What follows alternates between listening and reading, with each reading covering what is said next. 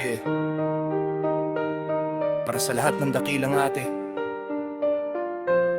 na inuuna ang pamilya bago sarili, saludo kami sa'yo. Yeah. Serame.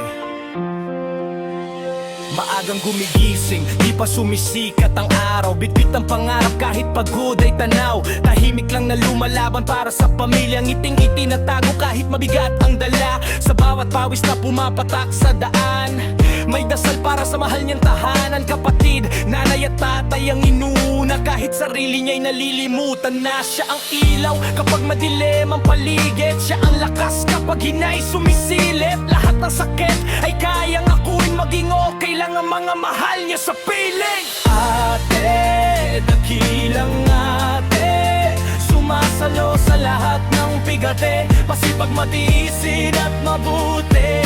Puso niya'y walang hinihinging kapalit.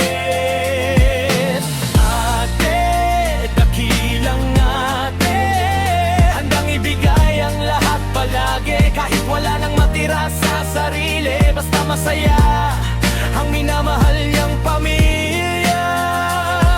Yo, si ate di umatras kahit puro unos. Kahit hirap kalaban, tuloy pa rin ang buhos. Balikat niya pasan buong mundo minsan, pero di kong bibig ayaw magreklamo kailanman. Kayo dumaga hanggang gabi walang pahinga para may pagkain sa hapag ng pamilya. Mga kapatid, may baon, may pang-eskwela. Kahit sariling luho, tuluyan nang nawala. Lahat gusto ibigay kahit kapos sa pera. Pinipilit ngumiti kahit sugat na pala. Pagod ninay natago sa likod ng tawa, yan ang tunay na lakas. Dakilang ate talaga.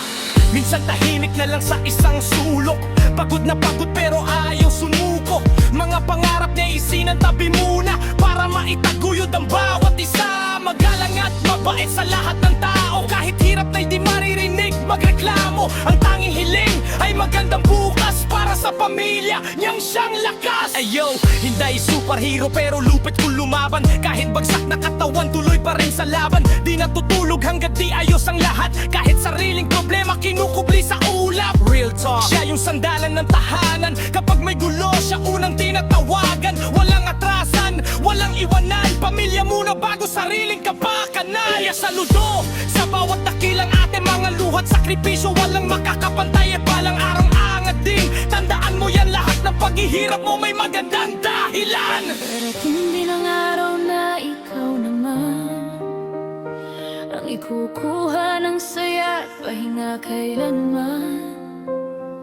Hindi habang buhay, ikaw ang sasalo.